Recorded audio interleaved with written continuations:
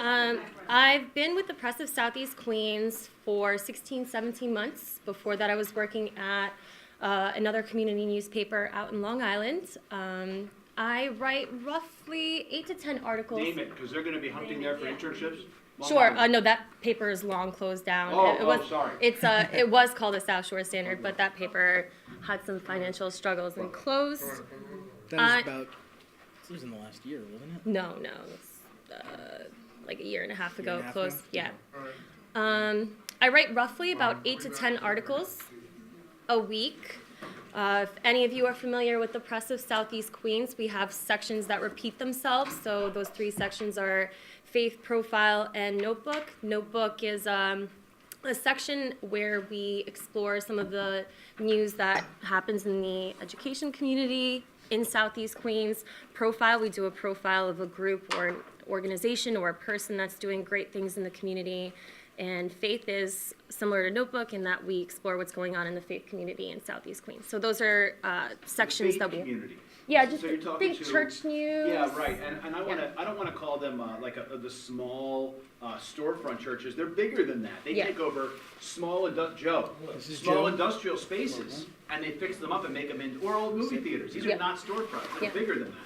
All right, so let me interrupt you for a minute. So now we have 2 reporters and the editor-in-chief. Joe is here. Hello. Your last name again? Marvilli. Joe Marvilli is here too. So and that's Professor Sarant in the back row. She teaches journalism with me. I feel like I know you because I see the names, and we've used your work in our classroom for intro. Glad to hear it. So we're happy to meet you. Happy to meet you as well. And we're starting off without the city councilman. He must be running late. And we have a captive audience, 2 reporters and an editor, so we're just starting with a casual conversation. And Professor Sarant threw the first pitch and said, let's talk to a reporter about exactly what you did before, what you do now. So go ahead. I think you were in the middle of a sentence when I cut you off about covering religion. So we have those 3 reoccurring sections, roughly 8 to 10 articles a week. Those numbers could change depending on whether there's things going on in the community, or not. Sometimes news weeks are a little bit slower, so we have to still fill those spaces. But yeah, that's pretty much. So before we get to Joe, let me give you guys a little bit of history lesson about where we are and what we're doing. We work for, I'm the editor-in-chief of the Queen, not only the Queens Tribune, but the Press of Southeast Queens, which you guys all have in front of you right now. The Queens Tribune was started in 1970 by former Congressman Gary Ackerman, who was a former teacher and wanted to take a paternity leave when his first child was born. Had a big fight with the school system who didn't want to give it to him, and he said, you know what? People need to know about this. Nobody's covering this stuff. So we started a paper in a storefront in Flushing, started as the Flushing Tribune in 1970, and over the course of the last 44 years, the paper has expanded to cover Eastern Queens, and now we cover all of Queens. We have 5 different editions that cover different areas throughout the borough. Back about 14 or 15 years ago, Mr. Ackerman, the publisher at the time, Mike Schenkler, and our now current publisher, Mike Nussbaum, saw a community in Southeast Queens that was getting very underrepresented, wasn't represented very well in the media at all. A lot of the times, the only news that was coming out of Southeast Queens, out of Jamaica, out of Springfield Gardens, out of Laurelton, were violence, crime, murders, gang wars, drugs.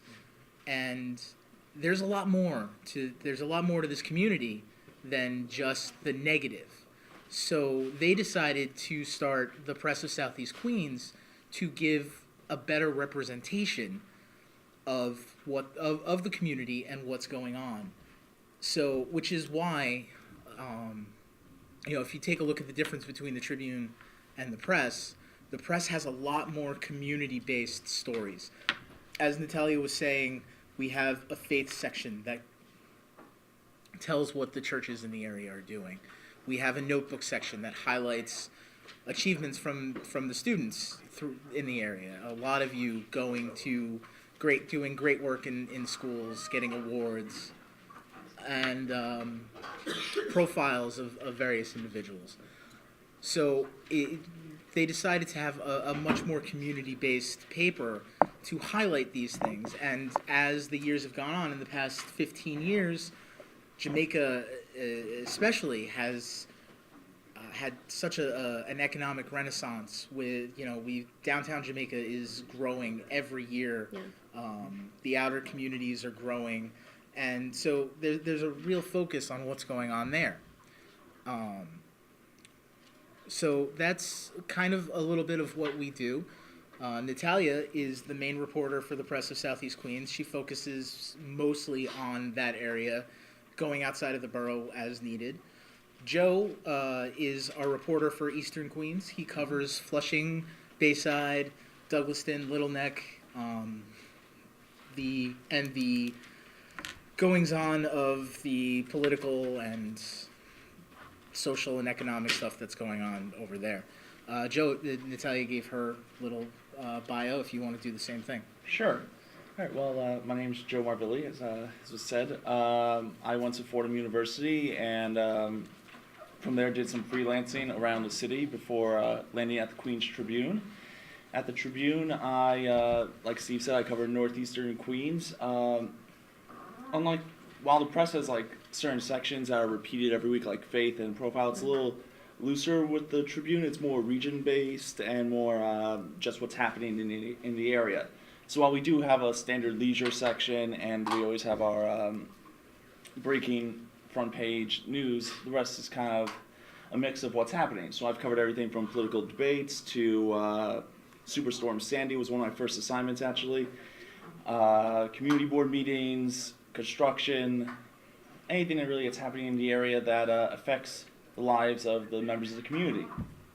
So that's really what I cover in a very wide region. It's covering an area that runs from Flushing to Little Neck and Douglaston can have very different set of issues. Downtown Flushing is very heavily developed, whereas somewhere like Douglaston or Little Neck, it's all about residential issues, how to prevent such heavy development happening in those areas. So it's kind of a little bit of everything, which I enjoy, and it really gives you a nice scope of what Queens and journalism in Queens has to offer. So that's pretty much what I do in a nutshell. Now, we have Councilman Miller coming in to have a discussion about politics and government and dealing with the media. The Tribune is historically a very politically niche paper, which is something that you probably expect, having been started by someone who went on to serve Congress for 30 years, over 15 terms. So, if you guys have any questions about dealing with government politics, if anybody want to kick things off, have any questions? I'm sorry? It has to be politics. No, it can be about anything. General question. Sure. Only because when I first told people, oh, hey, I'm going to journalism or whatever, and a lot of adults, they were just like, oh, are you sure? Because, in all honesty, do you think with all the advances in technology, with having news, the website, TV, all of that, Right.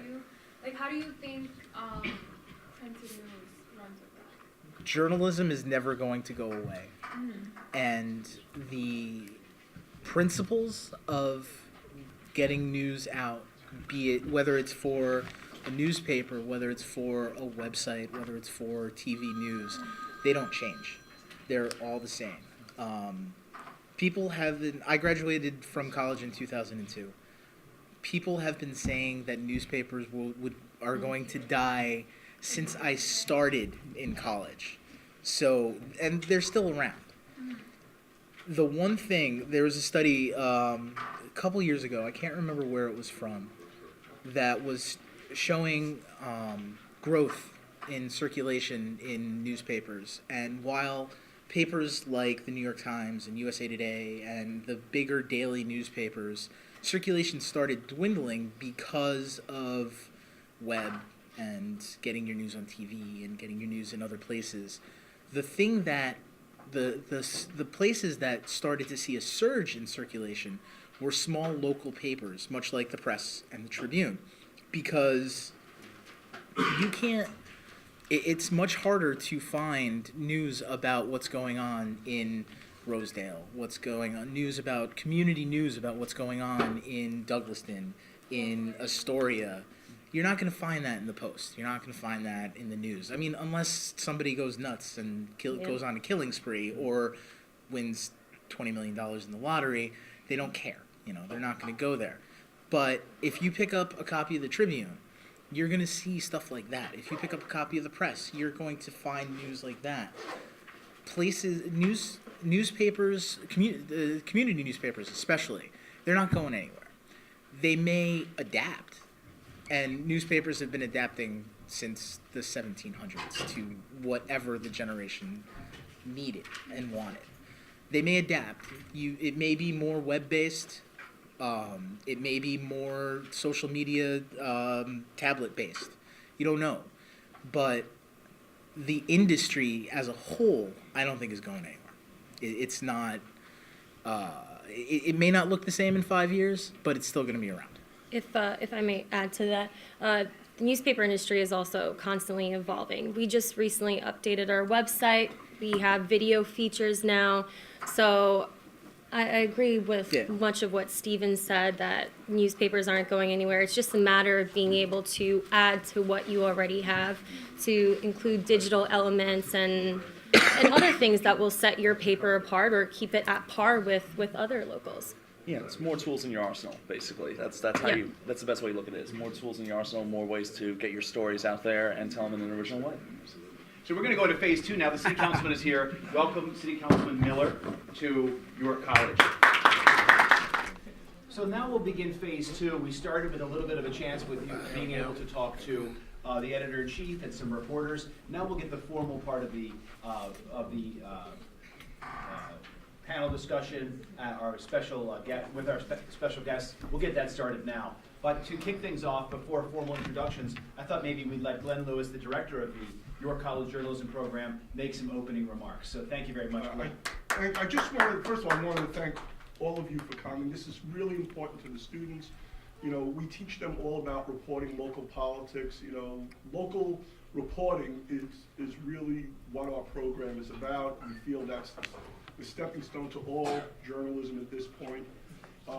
But getting firsthand take from both the political side and the reporting side, and the way you relate to each other, the way you perceive each other, the way you use each other in certain instances is really important.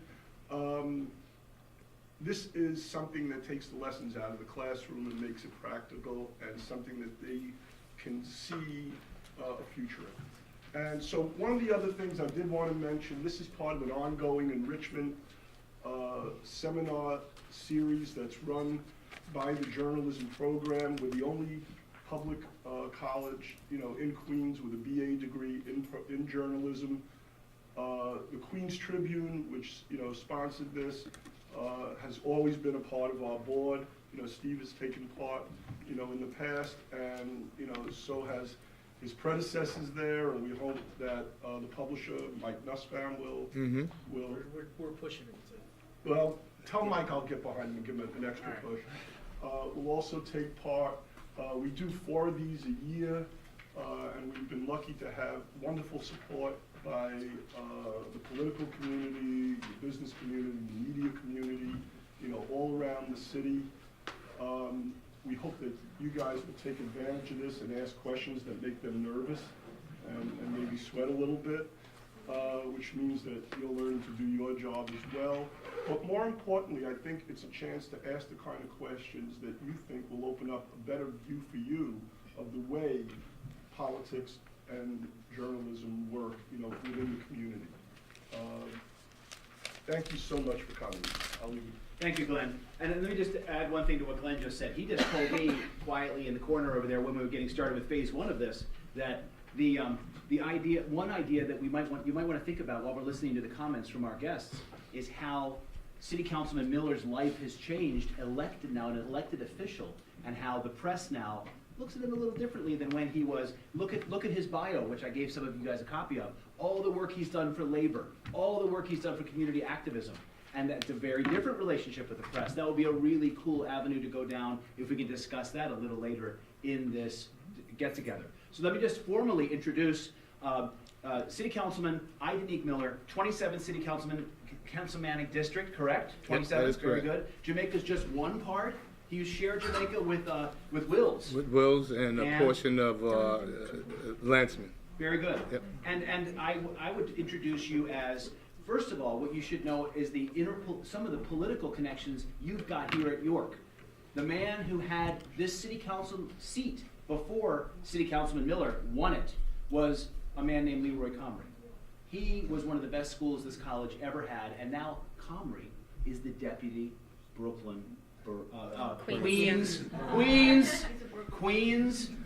borough president, deputy Queens borough president. So he's still a great friend and an elected official. So we have City Councilman Miller with us. We're very lucky to have you, and and we'll dig into some of that background in labor and community activism in your career before you joined the City Council. There's also Leroy's wife, Marcia. Marcia, oh, that's right. The other part of the connection, thank you for helping me maintain that thread. Marcia Comrie works here as one of our best PR, York College, CUNY communication specialists. You go to her for ideas on stories, how to tackle something. I need some sources. I need to figure out which professor is a specialty in what. She knows everything about this school and a lot about Queens and New York City. So that's Leroy's wife, Marcia, who still writes for The press of Southeast Queens. for your company. She was actually one of the founding parents of the Press of Southeast Queens. She was brought in by Schenkler and Nussbaum to create Press of Southeast Queens, and she has provided a column for us weekly for those 14 years. Very good. So I'll reintroduce Stephen Ferrari, editor-in-chief of not just the Queens Tribune, but also the press. And he gave, in his initial comments, he talked about how the press fits into the bigger Queens Tribune machine. And we have Natalia Kozikowska, reporter, and we have Joe Marvelli, also reporter. Natalia has to go out on a story shortly, and then Joe will stick around as long as he can also. So what I would like to do is ask the city councilman, just if you have a few opening comments to get things rolling, please. And then we'll go to the second in command here, Mr. Editor-in-Chief, and see if he wants to add anything.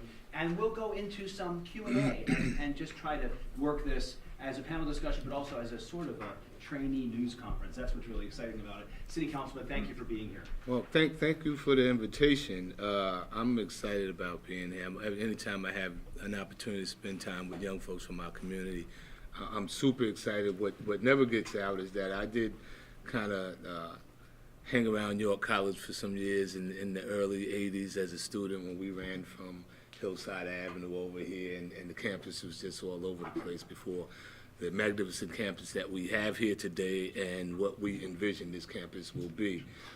But it's more, I'm more excited about the opportunity to kind of share before my vision, my story that kind of got me here, and share it with you guys as an opportunity to see where you can take advantage of opportunities, as was mentioned, opportunities with your leadership and just those who have come before you as a matter of resources, and just allowing me to be a resource that may enhance you guys' life in any way possible.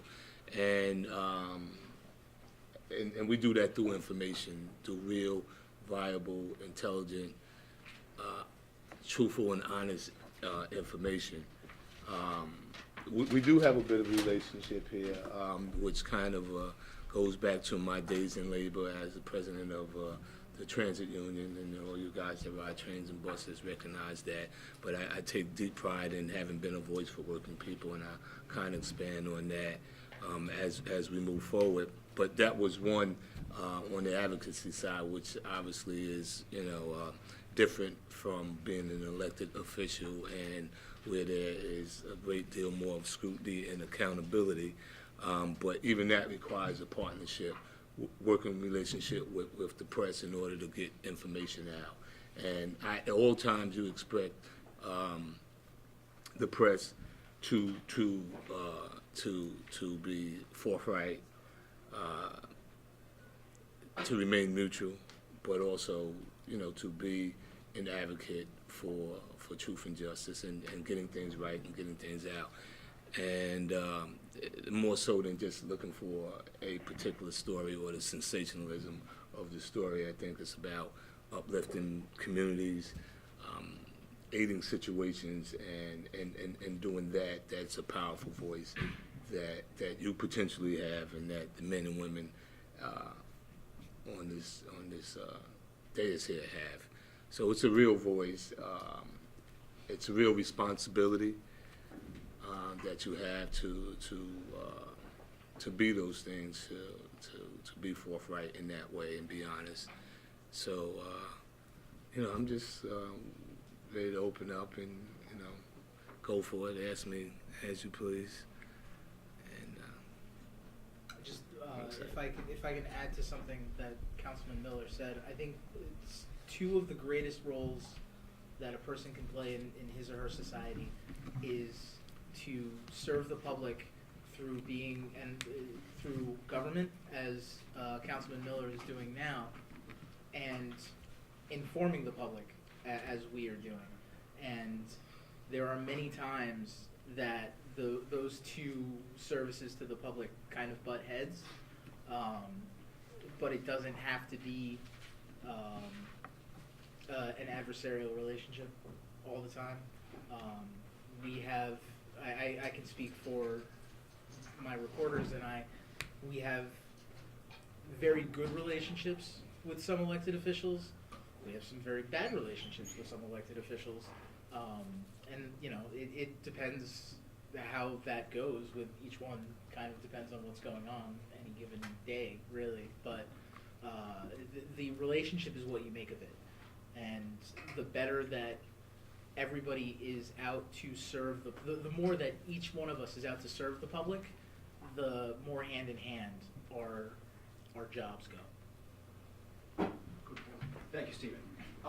Maybe we're ready to move it over to some questions, and we can make this more of a reporter and expert relationship. And just for your own information, City Councilman and the editors and reporters know this already, we have a mix here of some brand new journalism majors who are taking the beginning journalism classes, with a few experienced school newspaper writers and editors and former editors sprinkled in also. So I will just open it up to questions, the questions part of our get-together, and maybe we'll start with some of the Pandora's Box writers and editors and former editors, or a new person can just shoot your hand right up and introduce yourself and launch things off. But I'm unsuccessfully, I cannot resist the urge to throw the first topic out there. I came across so much about economic development here in Jamaica. There's so many ways to attack it, so many different stories, including one that Natalia wrote recently that I printed and made sure that the students got a good look at. Let's just start with a very general question about your top priority, whether it's building or whether it's jobs or I'll just keep it with those two possibilities. What would be your top priority on that very big topic of Jamaica, Queens, economic development? Well, I think a lot of the times, and Stephen kind of touched upon this earlier, Jamaica is represented in a light that's not exactly favorable. A lot of news outlets, like he had previously said, report on crime, and there's so much going on in Jamaica right now. There's so much economic development, so we really want to shed light on that. We really want to show the people that there's more to Jamaica than that. So I would definitely say that highlighting some of the economic development that's going on in the region is a goal of mine, just because there is so much going on. And if I remember correctly, I think there's a tower going up where the Dwayne Reed is at Sutphin, right across from the LA Yes, Right? that was So that's a huge story. yeah, right? that was the biggest investment that Jamaica has seen in decades. City Councilman, go ahead and see what would you say is your very first on that very big topic. What's your first priority? Well, it's to make sure that we can, as Natalia said, that we get out the real value of Jamaica, and so that we can attract new business, new development to here in downtown Jamaica. Quite frankly, my vision in this is, and one of the reasons that we attack things in the way that we do, is so that we can attract young folks like yourself right here. During the campaign, we've had so many forums with young professionals in the community, and one thing I will say to you is that most of the folks that were here by virtue of circumstance, which meant that once you graduated from college, you went off to school, you went to the military, you came back. It was only back because you couldn't afford to be somewhere else or whatever other circumstances that got you here. And I think this is a great community, but we have to have those entities, including the housing, this institution, and the cultural institution that can attract young people that can not only support but sustain this great community that we have for a long time to come.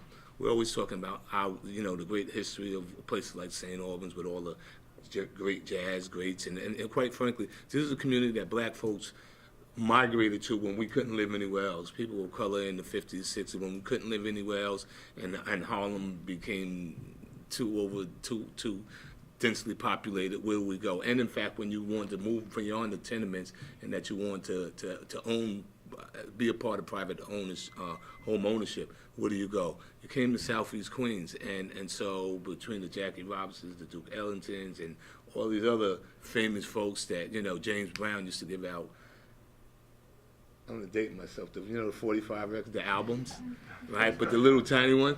When you knocked on James Brown's door on Halloween, he'd give you a record, right?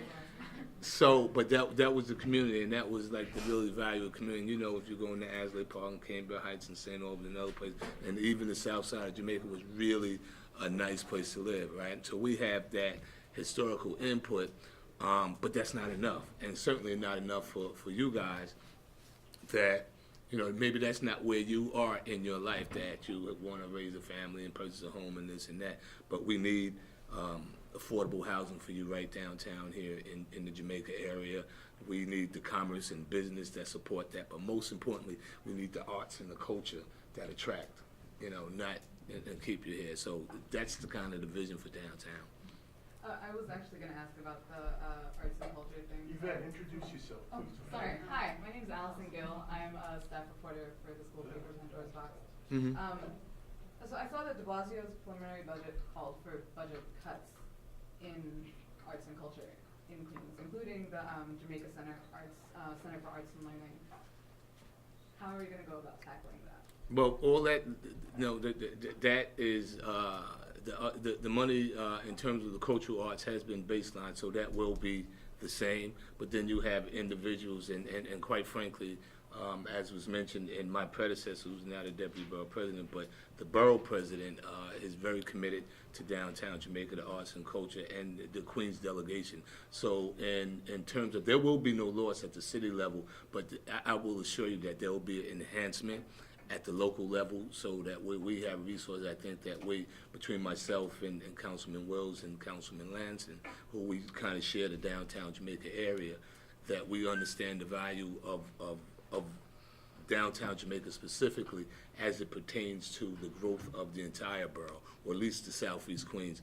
Once we grow this sort of as the incubator, those businesses, if you look at the Harlems of the world and the Brooklyns of the world, they started downtown and then they begin to kind of blossom out because downtown could no longer sustain the growth. And so that's what we're hoping to do over here, so it's really important. But the resources are going to be there. And I'm going to kind of divert from that for a moment.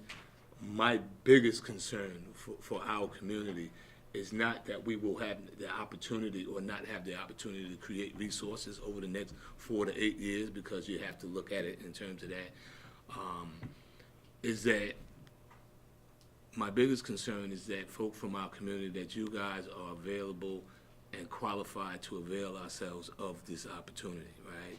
When we start talking about the development, right? So we talk about economic development. We're talking about not just job creation, but we're talking about, which means job training, because we're talking about skilled jobs that really sustain communities beyond minimum and living wage, real middle-class jobs. So we have to have job training and opportunity. We have to have educational opportunity young folks. And when you start that development, we have to have the economic opportunities for our minority and women-owned businesses so that they can take advantage of this growth as well.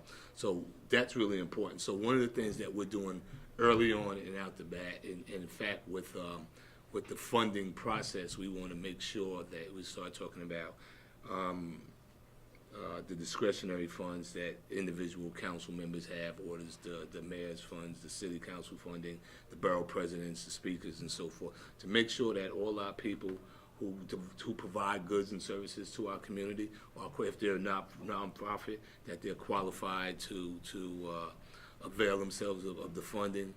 And so we've had workshops, we've had trainings, and then those small business owners, the same way with them, that they have all their paperwork in place that qualify them as a state, city, a minority, and women-owned business, that they can take advantage of the programs that's available as well. We don't want to create opportunity specifically for the folks of Southeast Queens, and this is the city of New York in general, because I come from a world that the success or failure is based on the sum of the parts and not individual. And when we work collectively, and that when we think beyond Southeast Queens or beyond, as I say, I come out of transportation, that when you kind of champion the cause of other people, not just because it's your issue, you create allies and relationships that go far beyond. So, but when we want to create opportunities here for all of us of this community, but we want to make sure that we're qualified when those opportunities are created. We don't want to budget all these dollars and cents and opportunities, and whether it's in child care, social services, human services, education, the arts, and budget this money, and we're not able to take advantage of it. Then what happens? It's already on the book. Somebody will come by and scoop it up, and then we'll kind of be upset, right? And I'm from a school that once we understand the rules of engagement, then we have that responsibility. My job is to make sure that we all understand the rules of engagement and have the tools to be engaged. And so, and then I am sure that we all will do the right thing and do what we have to do based on that. Question, everything you said makes perfect sense, but it also sounds like you said it's a coordinated effort. Absolutely. What role do you see newspapers like the Queens Tribune playing in making some of those plans come to fruition?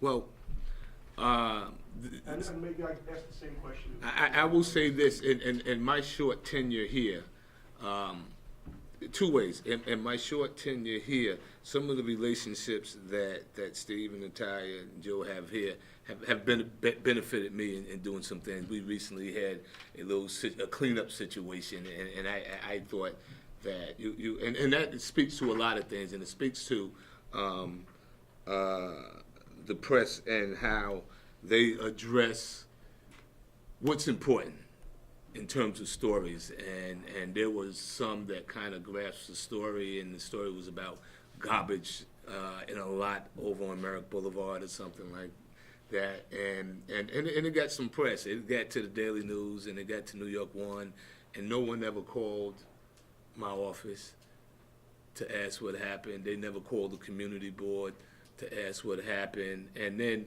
once we got that information, we were able to do exactly what you said. Facilitate some closure to it. It involved bringing in some of the city agencies, the Parks Department, and there was a real willingness to work once everybody kind of figured out that they wanted to err on the side of the solution and not the side of the problem. Not that you wanted to get your name in the paper like, these guys are bums, they're not cleaning up. Well, you know what? I come from labor. I roll up my sleeves, and if I got to get in there and clean it up myself, then that's what we'll do. During the snowstorm, we had a crew of volunteers, not just some union members and college students, and that went out and shoveled out seniors, and people were like, you don't do that, or council members shouldn't. You lead by example. That's what we do.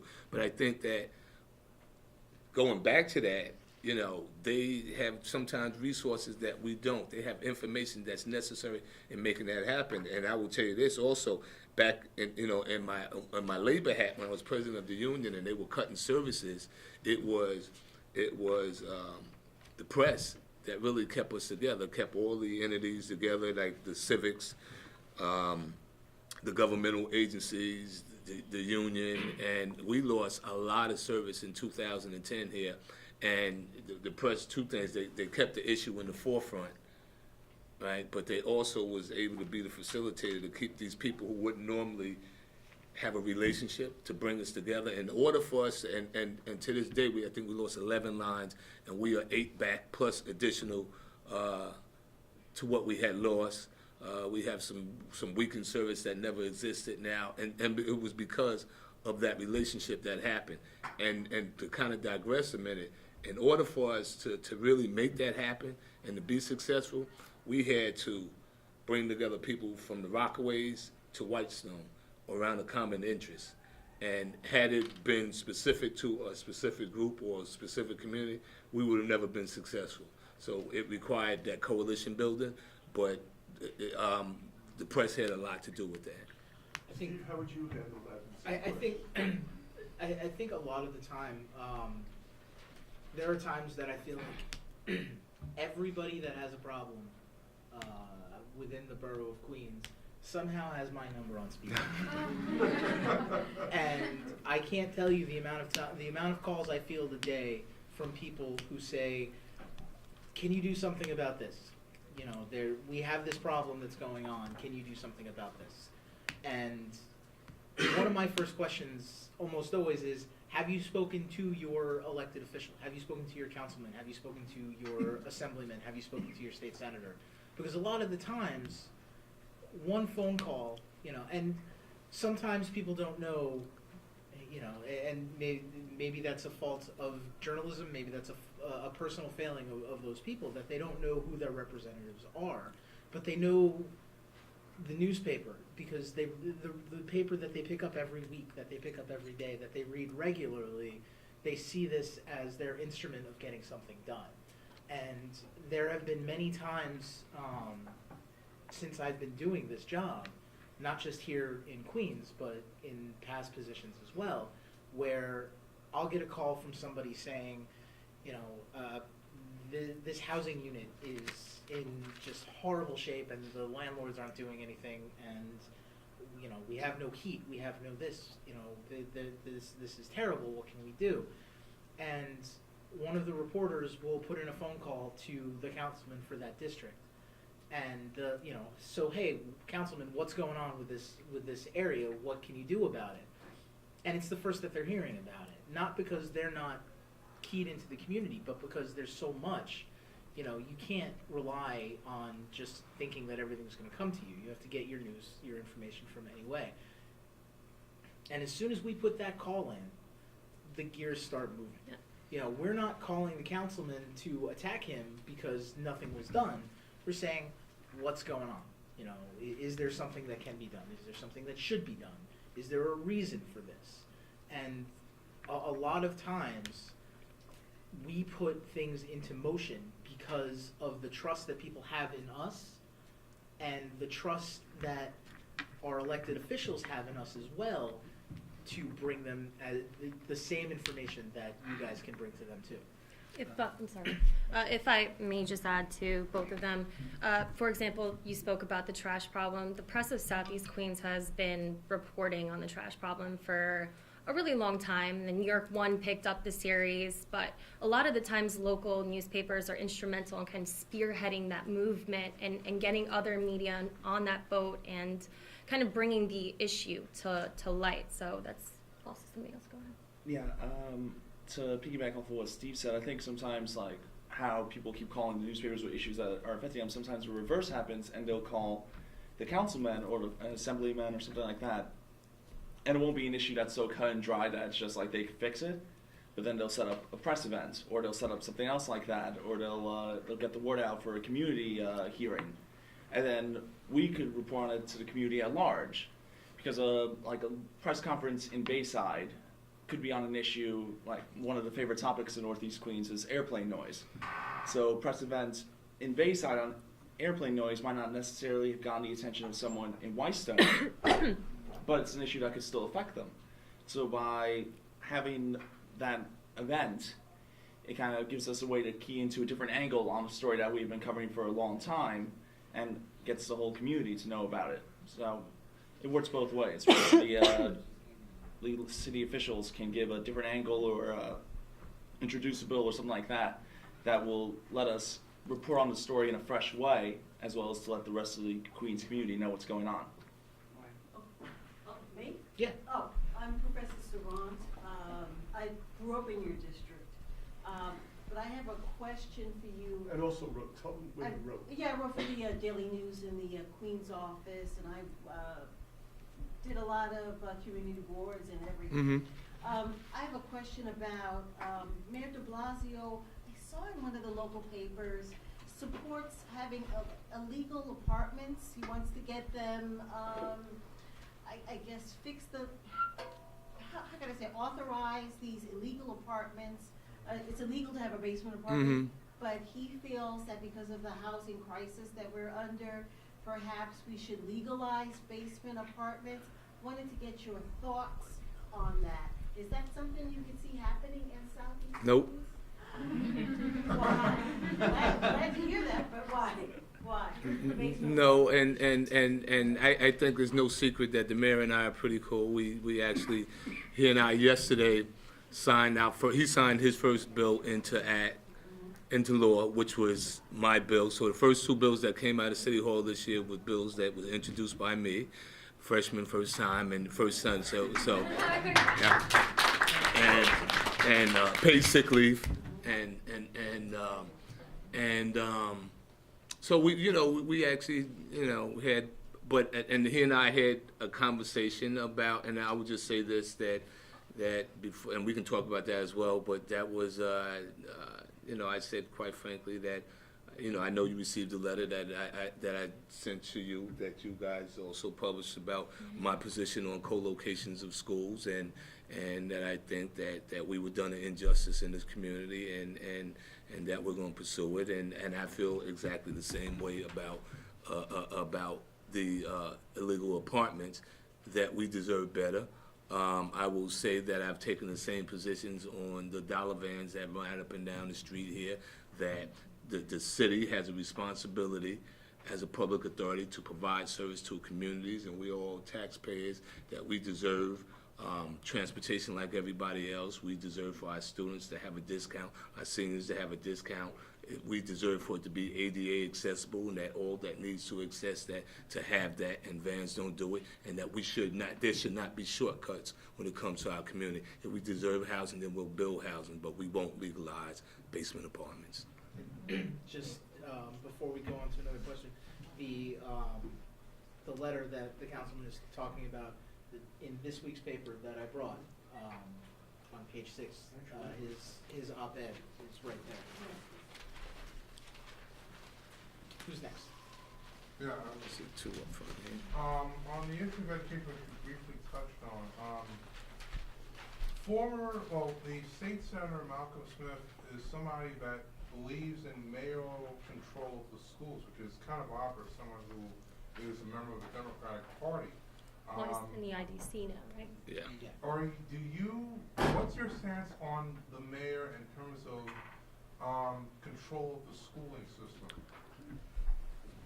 Well, that was something that has been obviously has been debated and been dealt with from the past administration, and I was, as a parent and a layperson, I thought that was a terrible idea, and having at that moment having experienced what we experienced the last 12 years and the minutia of the DOE and how it has impacted our community. But quite frankly, from a governmental perspective, from an internal perspective, and what I see today, what the options are, where you have,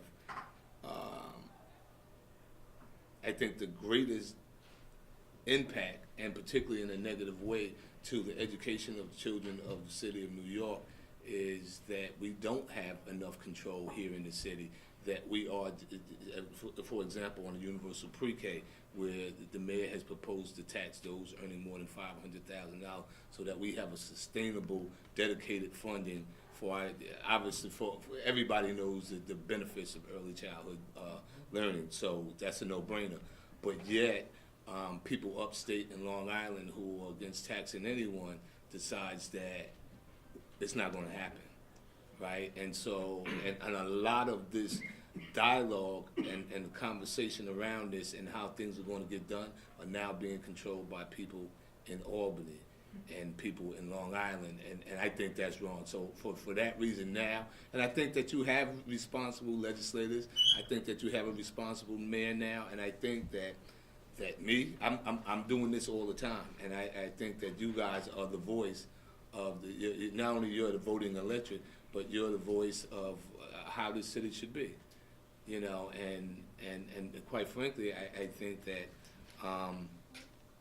we should have more input as on the city level in determining how our schools are run in terms of funding. Quite frankly, some of the things that we're going through now in terms of funding, had we addressed the issue of more than a decade ago, and you guys should be familiar with the campaign for fiscal equity, which there was a state, the highest courts in the state decided that, ruled that the students of New York had been funded inequitably, and that that there was billions of dollars owed to the city of New York, and they ruled that they should pay the city back, and that the students should have, you know, and if, quite frankly, if we were given that money, all the conversations that we're having around co-location and charters and this and that wouldn't exist, because there'd be plenty of extra money, and then that kind of rolls into the other thing. If in fact there was a ruling more than a decade ago that the children, the students of New York City were being disproportionately funded, we're kind of doing the same thing over here in 2014, disproportionately funding once again, but I think we're doing it to ourselves, and kind of, you know, so we should have learned from that. But had they funded us, whether it was, and the state legislator and the governor, Pataki, and now Cuomo, giving us that money, then none of this is no-brainer. But that goes back to the control that's necessary, that if we controlled, you know, our own funding, if we had more control, then we would not have the problems that we have now. Or do you believe in mayoral control over educational policy? Over yeah, I am okay that, I am okay right now, and here's the thing, I'm okay right now that we have put things in place in terms of, and we can talk about rules and rules reform and stuff like that that's going on in this council right now, that the council, you know, which is by far the most progressive ever, that there's rules, reforms of accountability in place for everybody, and that from the mayor and the speaker and the council members, everybody's kind of taking a position that they're willing to give up something for the greater good, and that means that we have accountability, so that in terms of good governance, that there's citizen input. And for that reason, I am okay with it, because the alternative is to have people from outside of New York doing it. I think. Can I ask a quick question, you know, for the people from the newspaper, you know, not just you speak, but the reporters as well. How much access do you guys have to reporting on educational decisions, you know, made, you know, either, you know, by the DOE or, you know, or the mayor's office, or more locally? And, you know, how much of a priority is it for your publication? I think a good chunk of the meetings that they hold, where for the most part a lot of this stuff is discussed and decided on, are open to the public, which, you know, we try to get there and out to these meetings as much as we can, especially when the panel for educational policy is holding discussions on co-locations and school closings. you know, you want to make sure that you're there so that you can hear what the decisions and what these determinations are. The Department of Education, and I'm going to let Joe and Natalia speak to that because they deal with it more often. It depends on the depends on the issue.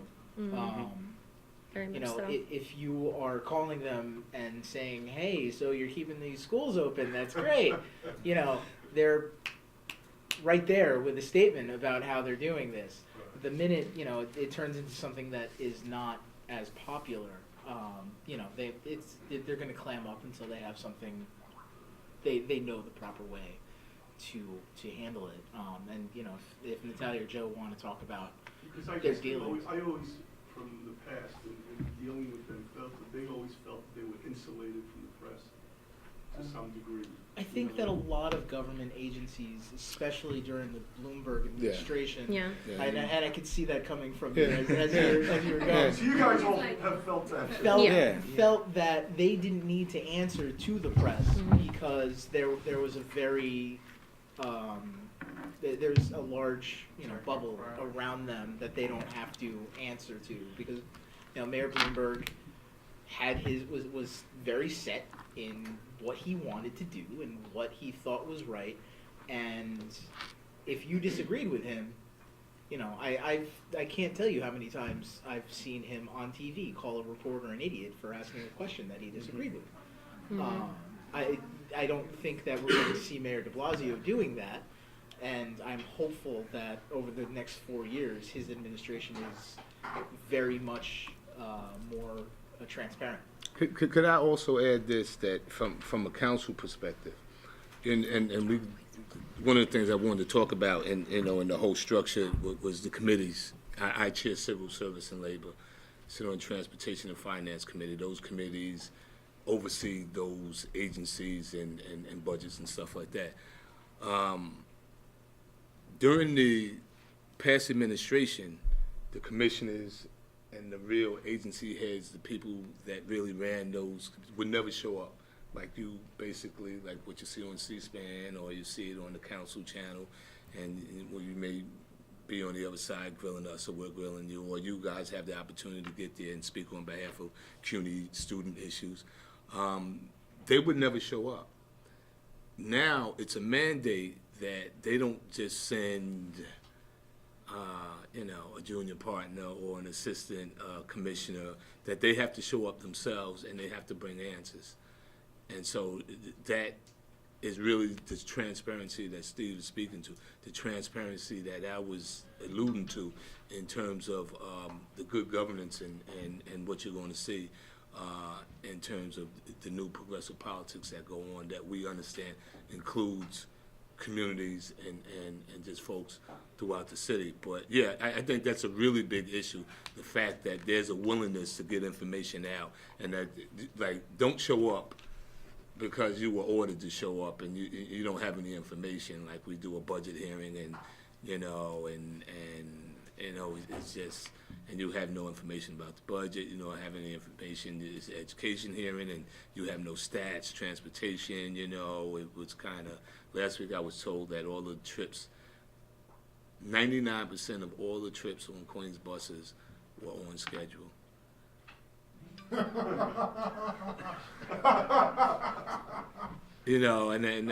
That requires a second hearing, right? It's like, we all been out there waiting, but the fact that people who are responsible actually show up and they show up and they're ready to give answers, I think is a difference. And this is not about what we had before and what we have now. Because I was on the outside looking, and other than negotiating with that entity, representing a couple of thousand people, workers, but internally, it's like it's different.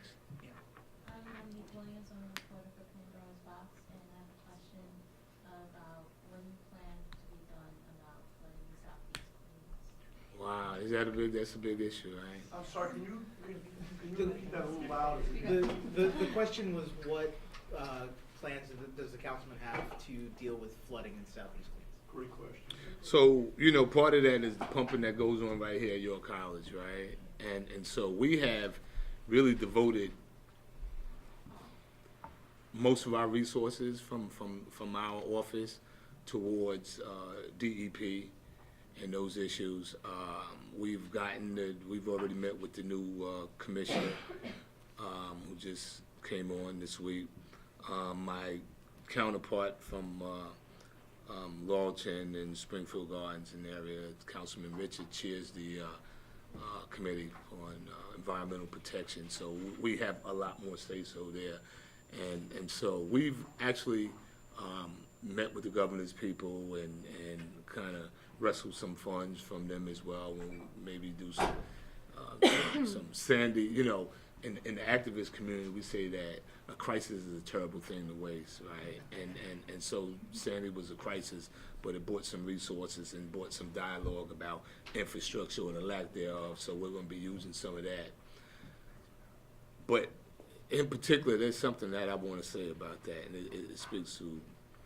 So when I looked at some of the projects that are going on, every project is necessary. I have owned my home, this particular home, for 18 years, and for the third time I'm redoing my basement because of flooding. And I didn't know it. I hadn't unpacked. A month later, and the kid next door comes knocking on the door. Mr. Miller, it's flooding my basement. The refrigerator's flooding. I go to run over. My buddy said, check your basement, and my basement's the same, right? So, I've been going through it, and so you get the sump pumps, and you do all the things that you think,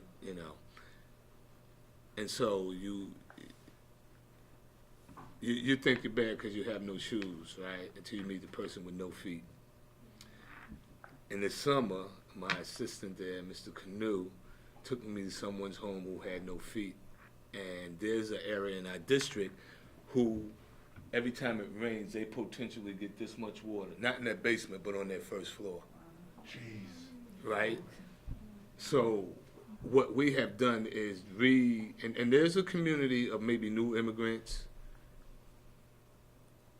a community within our district that may not be as affluent, may not have the voice that other people have, but our responsibility and service, all of our responsibility is to serve those who are less fortunate, those who don't have that voice to be that voice. And so what we are going to do to make sure that that area, before we do anything else, that they get serviced, But it's a big issue. It's the water tables that cause it to flood all the time.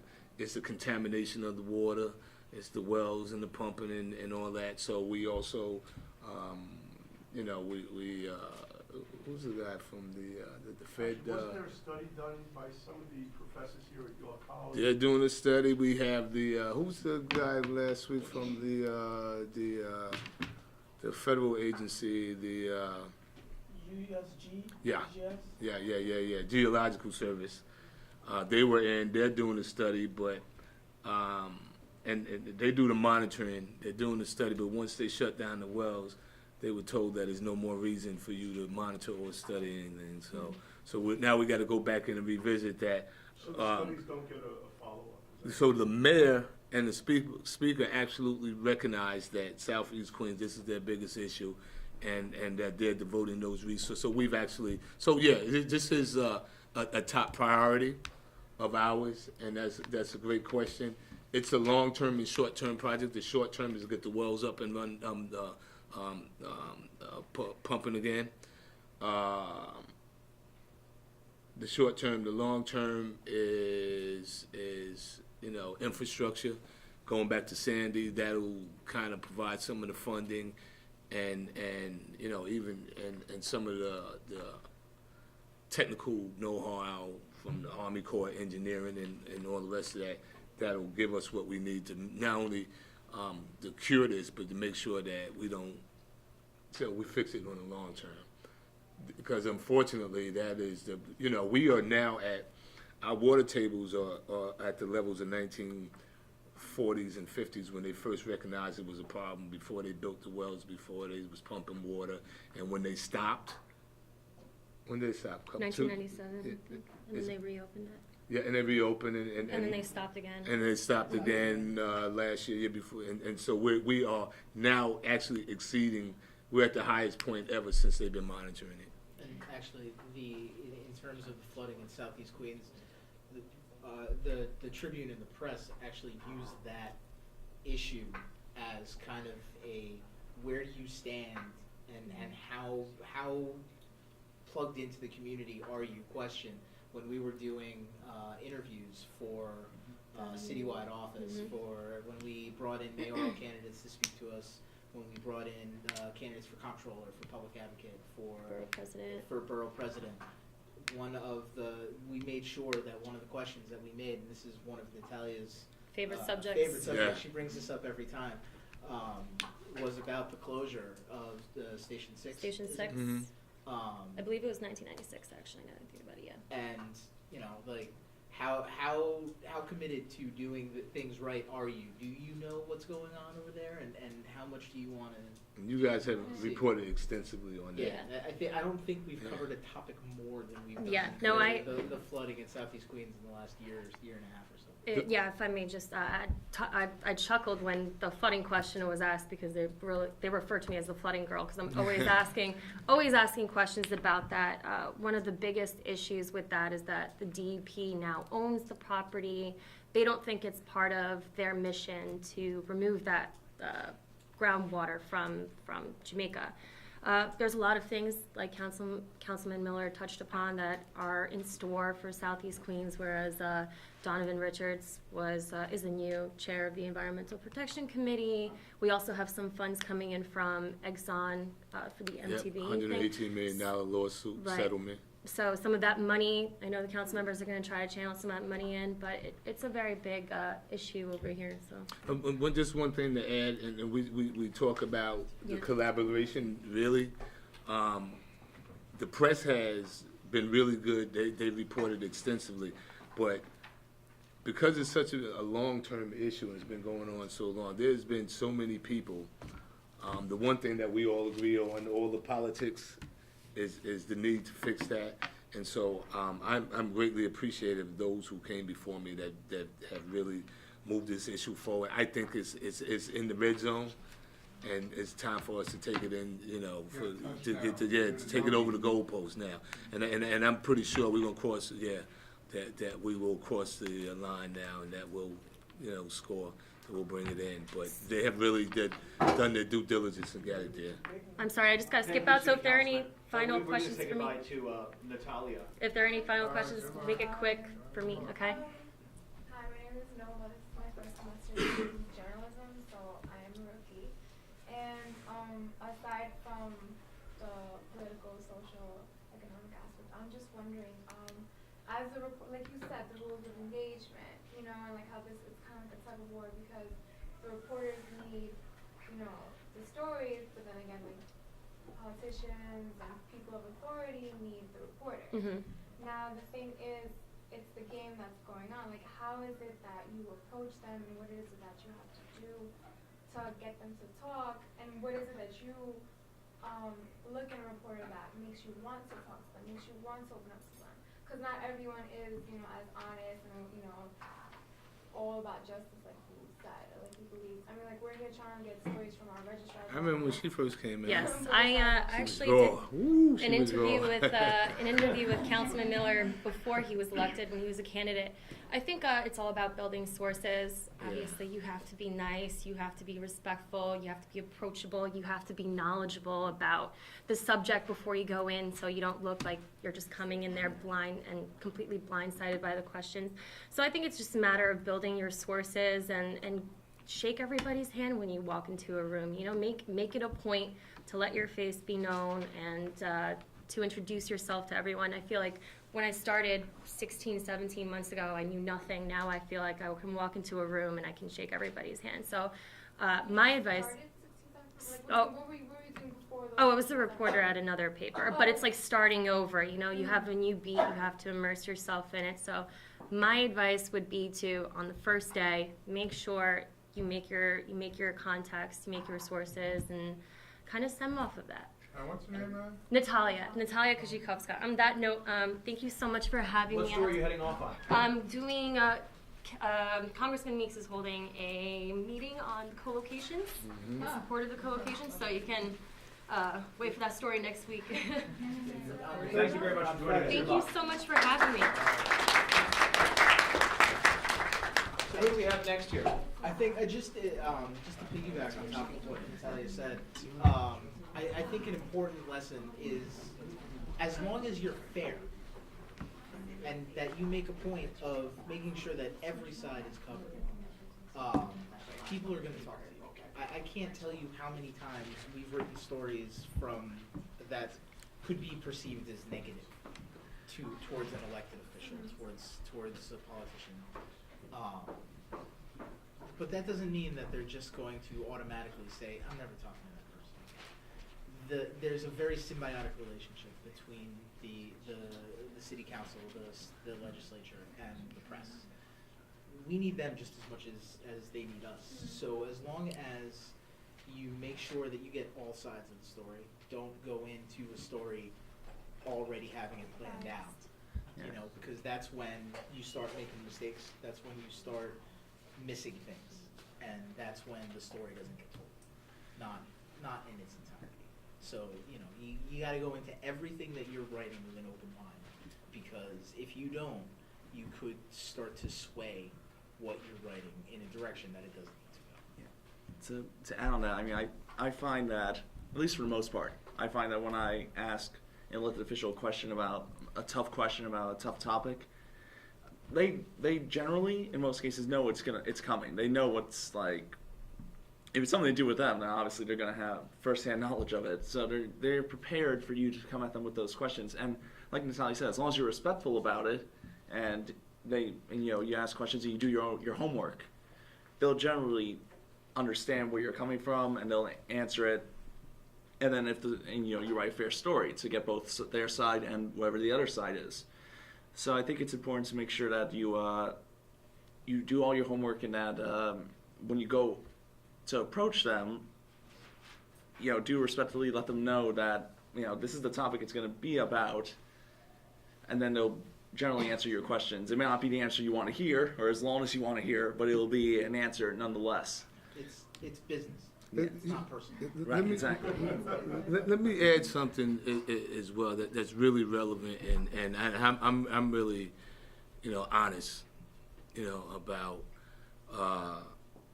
And I remember Natalia when she first came over, and I've been dealing with, like I said, as the president of the union, we had a relationship with the press, and often, I come in the room and I see students that look like me, that look like you, and then, I sometimes the press isn't reflective of that, right?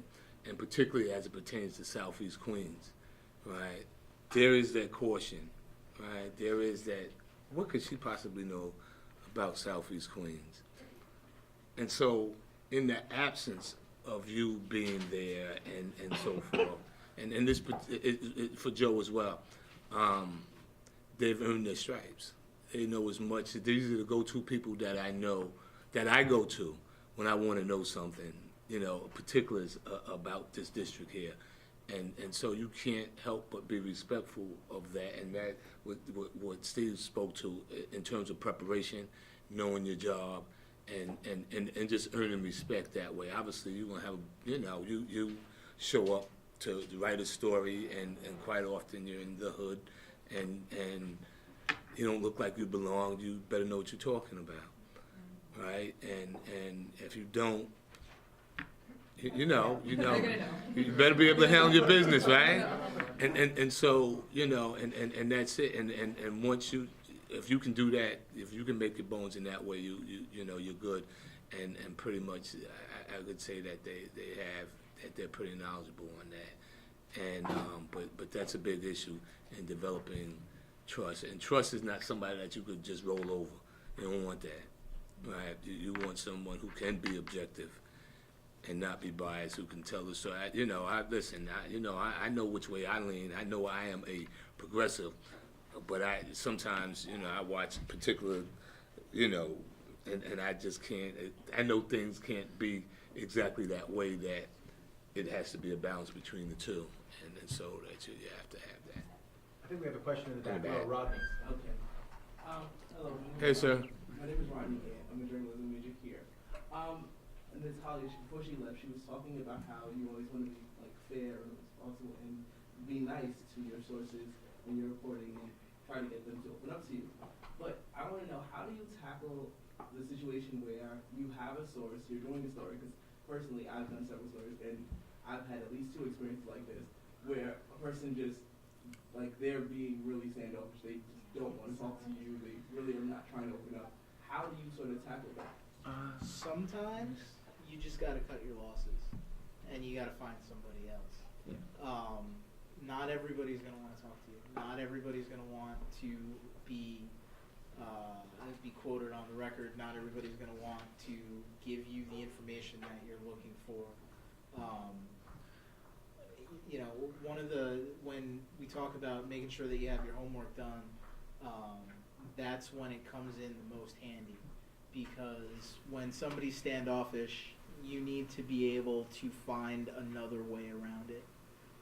You can sweet talk somebody till you're blue in the face.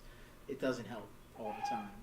I can't tell you the amount of times I've been yelled at just for asking a question.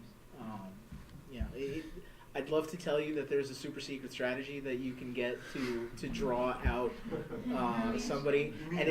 And if one of you know it, please tell me, because it's been 10 years I've been doing this and I haven't been able to figure that out. Sometimes you just got to move on. You got to find a different way to do it. Even from the other side, sometimes it's by virtue of experiences. There's like people that you spent an hour or 2 interviewing with, and then like nothing you said is written. And then you're like, I'm never going to talk to that person again. 2 hours that I never get back. And then, not necessarily that it was even negative, it just wasn't substantive. That you had all these great things to say, and it didn't come out that way. Or it could be from that infamous paper, that we really don't talk to. And then, I'll give you an example. We just, I'm doing a hearing this week. On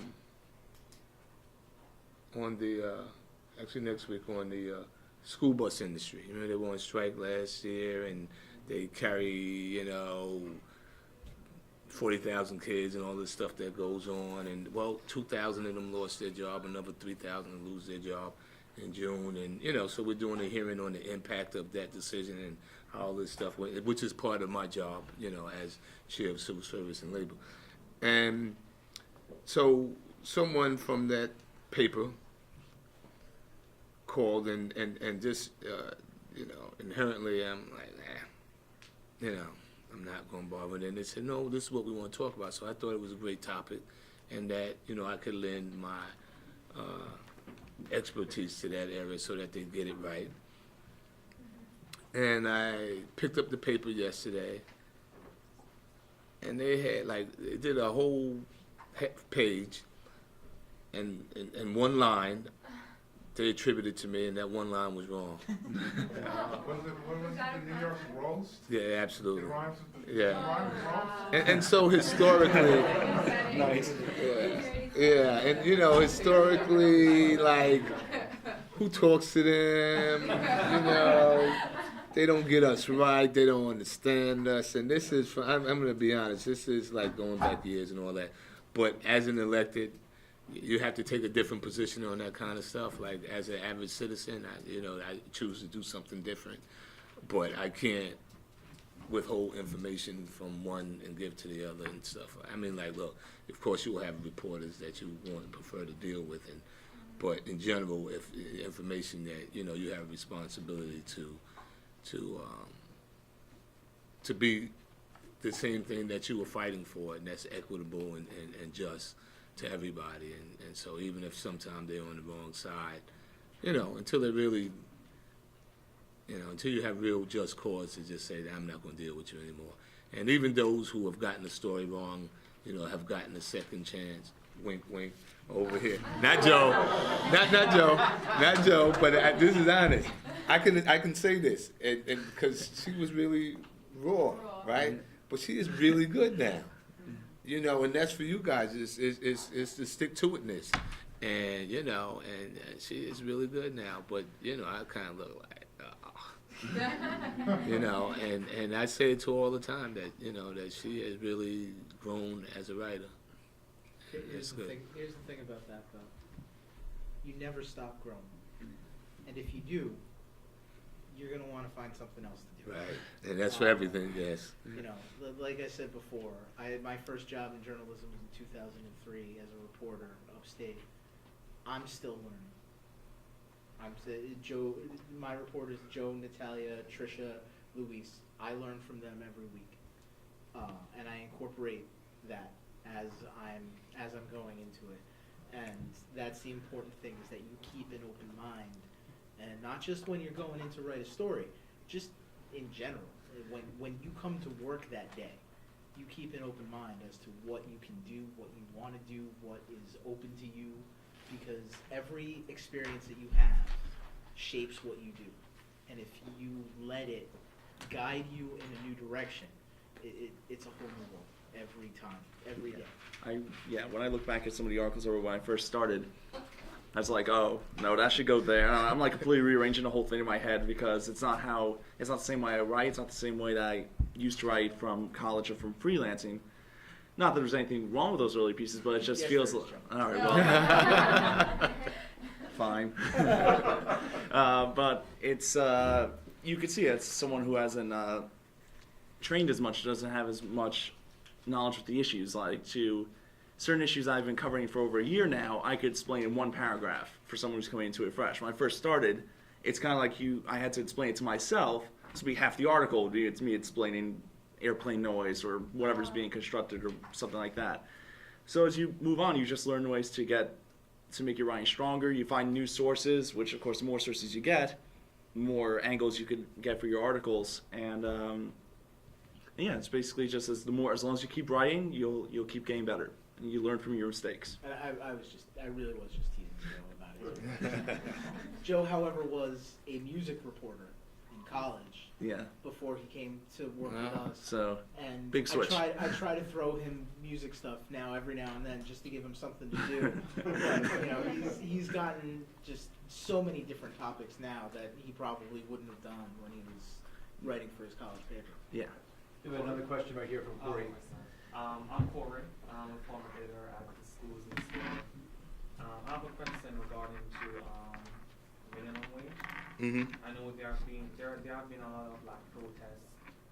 New Yorkers want the city to set its own $15 minimum wage. However, I know the governor is against it. He says that it allows municipalities like New York, it will allow each municipality to compete against each other instead of states competing against each other. So what are your thoughts on that?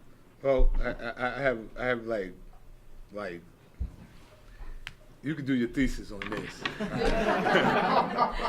So because and that's directly my wheelhouse, and I will say, first of all, let me say to Joe, I didn't know you was a music editor in the past, or reporter. This past week, we had at City Hall, we did a proclamation for the founders and legends of hip hop. Down at City Hall, and I kind of posted on my page and who could identify the most, Grandmaster Flash, Africa Bambaataa, Melly Mel, and all these folks were there. And it was back and forth, and Queens hip hop artists have the largest catalog, is in Def Jam and Russell and Run and LL and Fitty and all those folks, and so just hold that thought. So I would love to actually talk about that, because I did a thing and I actually talked about how music was a big part of our history early on with the jazz artists, and now with hip hop here in Southeast Queens. So on that issue, I absolutely believe that, and they do it places like San Francisco, throughout the country. There's other, Seattle is now doing it. Places that obviously have higher cost of living and requires a greater income to live.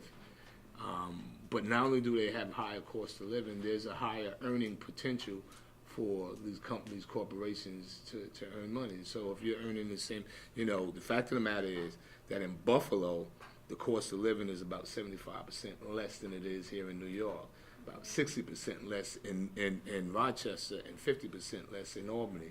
Why should the minimum wage be the same when it costs you twice as much to live in those cities and here than in those cities there? So their $8 is going to go twice as far as your $8 here in the city. Plus everything costs more here in the city. So your $8 here is probably worth $4 to their probably $2 to their $8, and considering the cost of living there and how much you earn in real value and real dollars. So for that reason, obviously that's it. And then the reality is what no matter how much investment you want to do upstate and out east and so forth, the economic engine of the city of New York, of the state of New York, is right here in the city, whether it's Wall Street and the other places, right? We send our tax dollars up there and we support the other regions of the state. And so I think it's only fair that, not only is it fair and equitable, it's the only way possible for our citizens to live and sustain themselves without subsidies from the government, right? Why should we continue to subsidize people, including businesses, who don't give back in an equitable way to the most would perceive that most of the fast food jobs, most of the minimum wage jobs are students like yourself, right?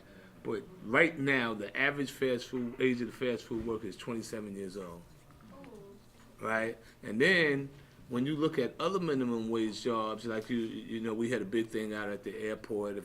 I got arrested on Dr. King's birthday. We were doing some civil disobedience out of LaGuardia Airport in the fight for economic justice for the airport workers.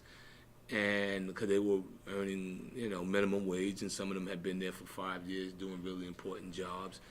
And so we tried to bring attention to that, which we did. And because of that, they got $2 additional an hour from American, and I'm going to say that I'm putting American and Delta, United and JetBlue have still failed to come through.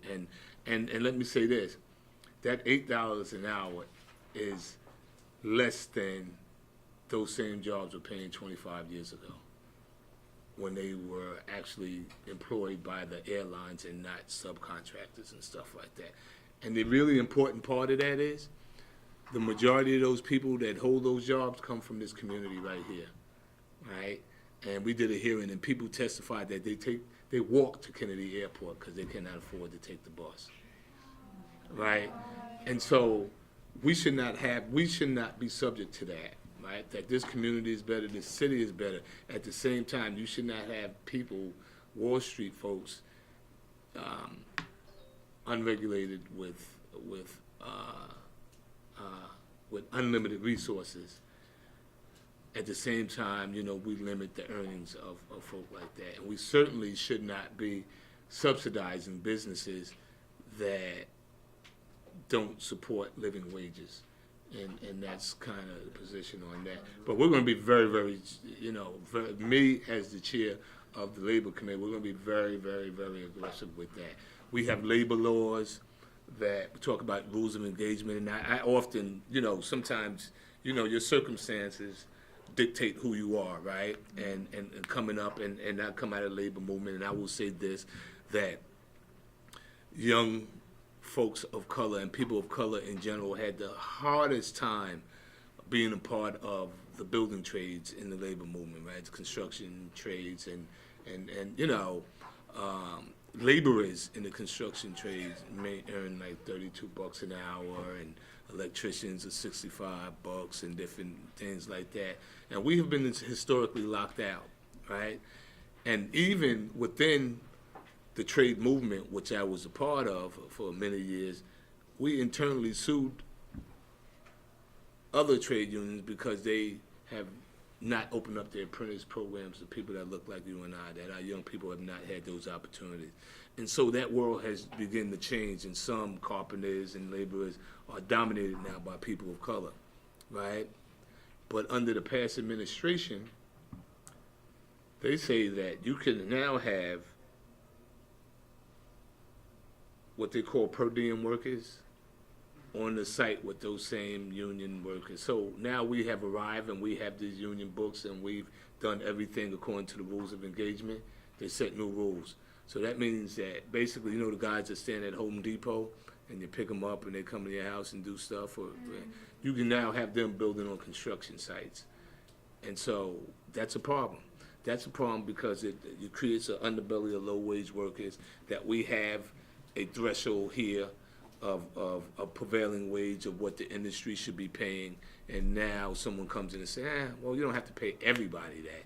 You can pay these people this amount. And so what's the value in having a union card and going through all the things that we've gone through to kind of build yourself up, all the fighting that we've done to get to that point? Because those are the jobs that sustain our communities, right? Now they have no value. The same with the airport. Those jobs used to be directly employed by the airport, be a union job. You can raise your family, send your kids to school, purchase a home, and the same job now pay $8 an hour. 30 years ago, they were paying more than that.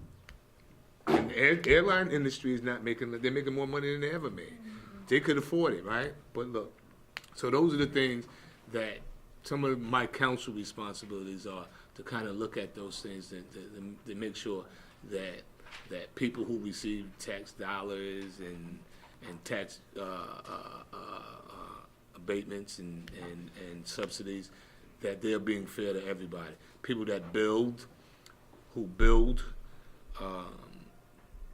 housing,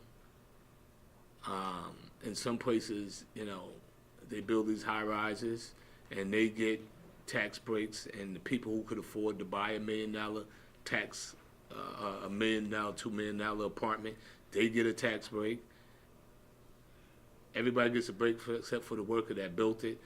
They're not getting the wages that they should have to build it. And then on top of that, they certainly can't live there, and there's not affordable housing being built and so forth. So, you know, part of that is kind of undoing what was done in the past. The other part is just having the responsibility of being fair.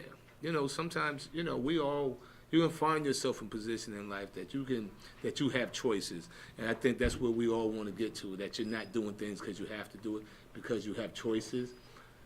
But then you just make the choice, you make the right choice, because we have a moral responsibility to kind of do things, and that makes us all better. Trust me. At that point, there are no longer weak links, right? Here's a community that has been historically, you know, African Americans that have migrated from the South and this and that, and that's not the case now, right? What we are living through now is that we have folks who have migrated from wherever they come from, and they make up a good portion of our district, a good portion of their city, right? And yet they'll be treated differently by virtue of where they were birthed, right?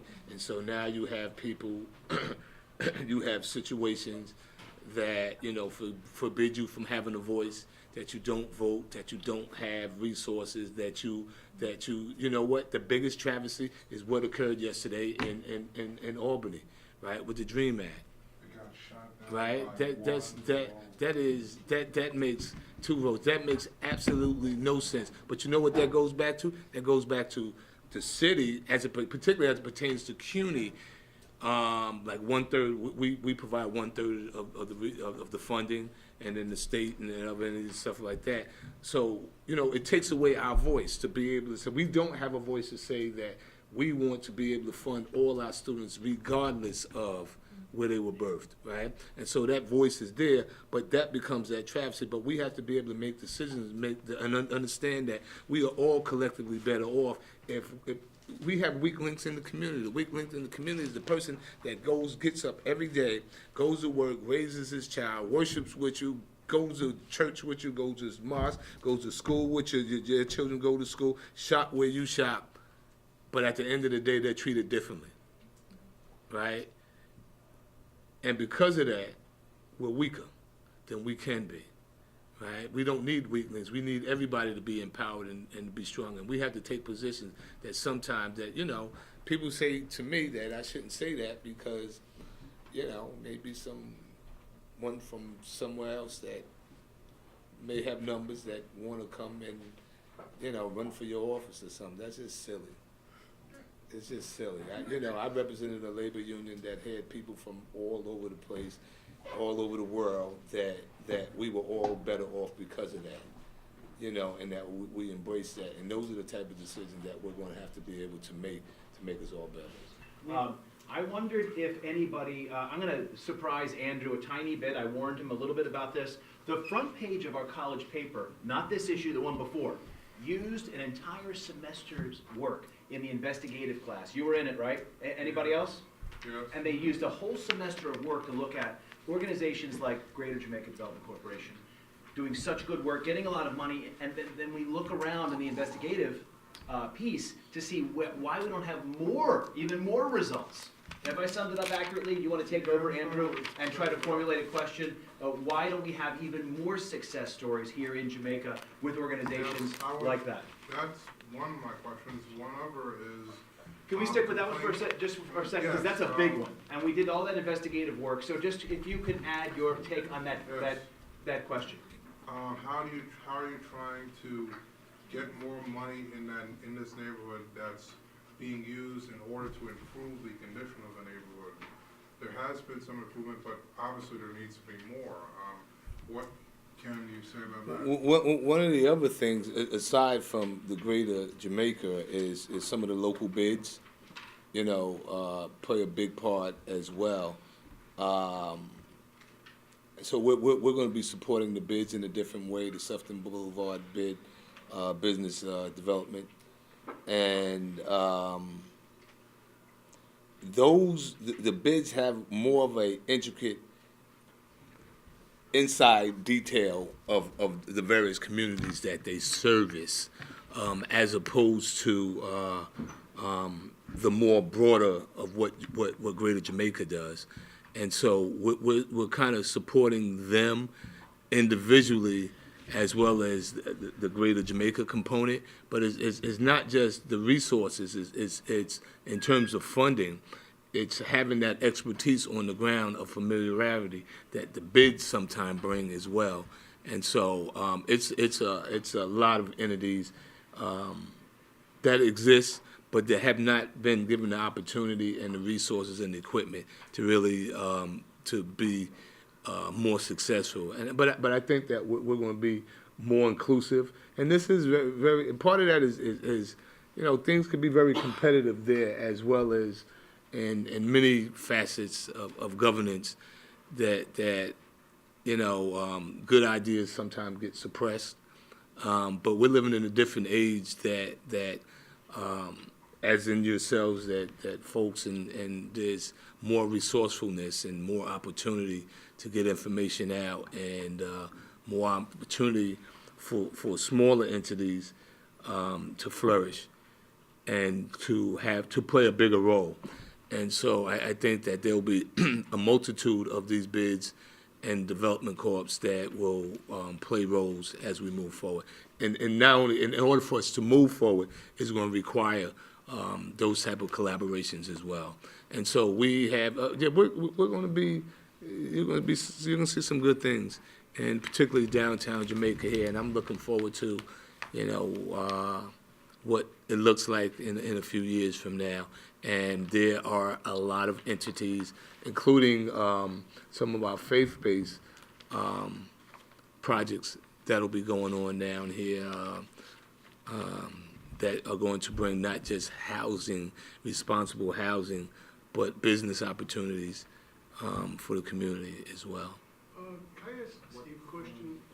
And you as well, sorry. Sure, no problem.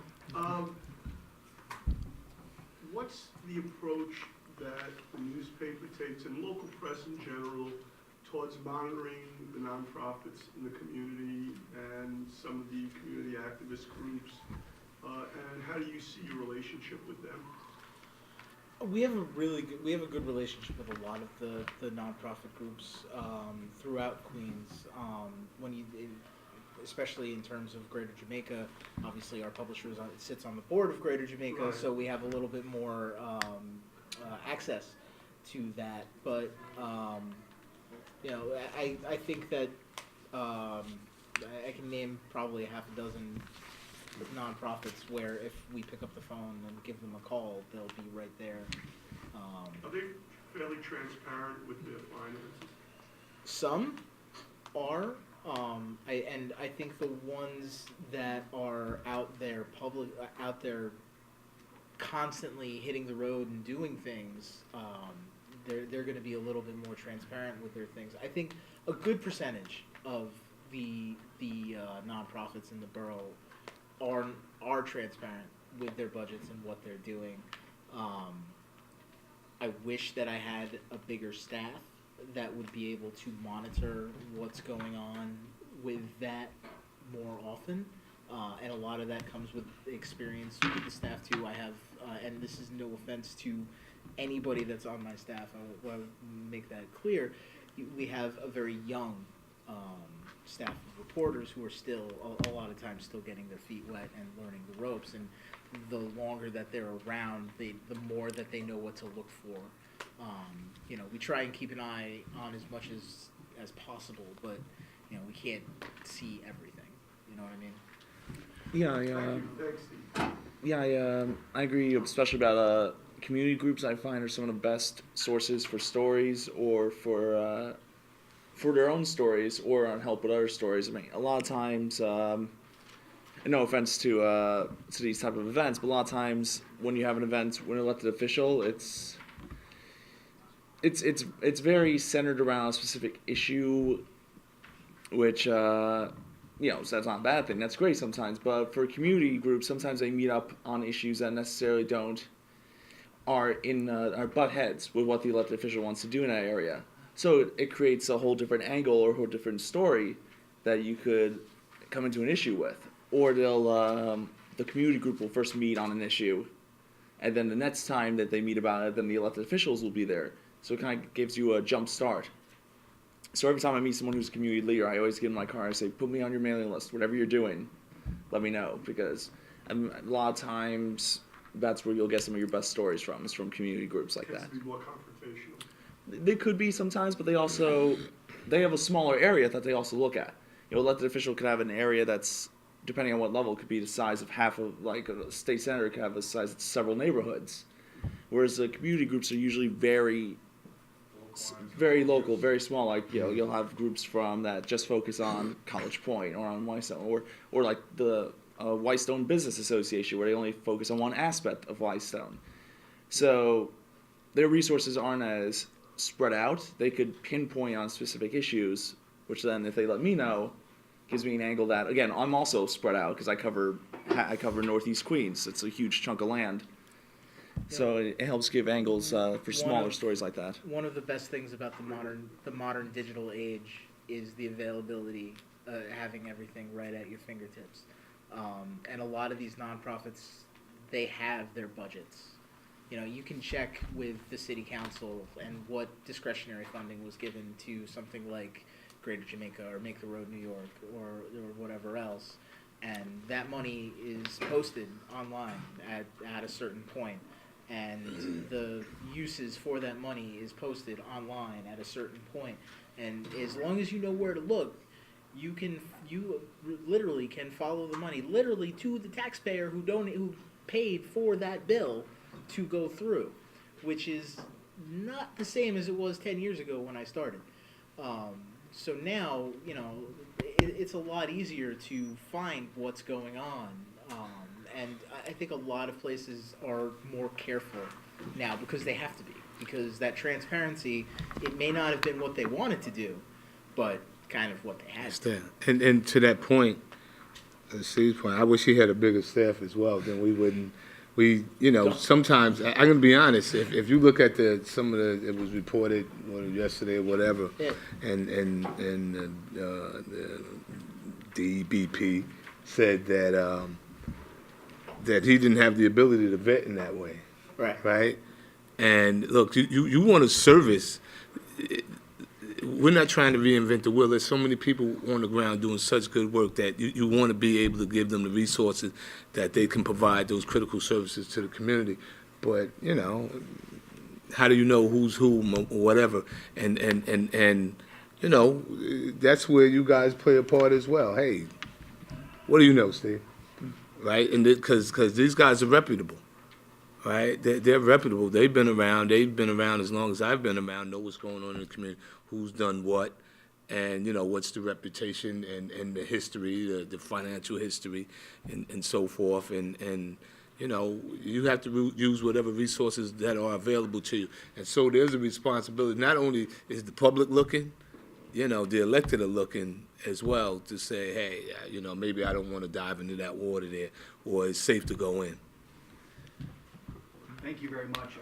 Corey's arm is falling It off. sure is. That would be a quick question and answer because we're running out of time. Go. I want to ask a question. Since your publisher sits on the Greater Jamaica Development Board, isn't it a conflict of interest?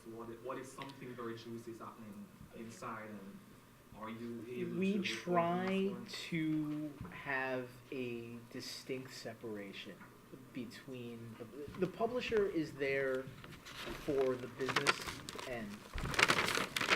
He is there to make sure that the checks have money when I get paid every 2 weeks. He's there to make sure that we have enough space for advertising. He's there to make sure the trains are running on time. He doesn't touch editorial. That's my job. And there have been a few times since in the 2.5 years that I've been there where I have put something in the paper that he is absolutely hating. And he comes over to me and he says, pull this. You can't do this. This is going to piss off so-and-so that he has lunch with once a month, whatever it is. And I say no. Because that's not, that's not his role. I'm not here to create a paper that his friends would like. I'm here to create a paper that has the news that needs to be shared. I'll be reporting on the development that the corporation has done at the JK stop. I believe that the shops that they have created over the underpass, I believe, if I recall correctly, they should be, that person's supposed to be rent them to have like small shops, but I haven't seen any. I think They're still empty. There's still. Except for one waiting area to take the bus to the casino. I believe that they're still looking for tenants, and I assume that Natalia is. I'm going to admit is more the expert with things that are going on in downtown Jamaica. But I believe that they're still looking for people to move into there. Like they just haven't found the right fit yet. Thank you very much, Corey. Good question. And I think there's a lot more we could talk about, which is a sign of a good panel, because I would love to find out with a labor committee chair right here, civil service and labor, how you're going to spread out the teacher raises over those years when everyone's pretty sensitive about the economy. We're not going to ask that because we're out of time. Yeah. I'd love to talk about the bus hub, all the people waiting for the buses here in Jamaica, and all those nice waiting areas look like they could fall down. Not all of them. Yeah. They're a little leaky. So many people use that, but we're not going there either because we're running out of time. That's getting done right now, believe it or not. That is. Yeah, So that's a so DOT project for right now. All those people waiting for buses, Yeah. they're going to have a little better place to wait. That's amazing. Go ahead, Steve. Let me just give one last pitch in for you guys. You guys are journalism students, and we're here talking about having being able to report on government and politics. If you want to know the best way to be able to report on what's going on at City Hall, at the state legislature, get involved. Especially Interns. now when you're young. One of the best things that I did, and I'm not even talking about at your school paper. I interned in campaigns when I was in college. I made sure that I worked for groups like NYPIRG. Get to know what's going on in your communities. I cannot stress enough. Register to vote. Make sure that on election day you're there and you know the issues that are affecting you, not the people that live down the street, not your parents, not your friends.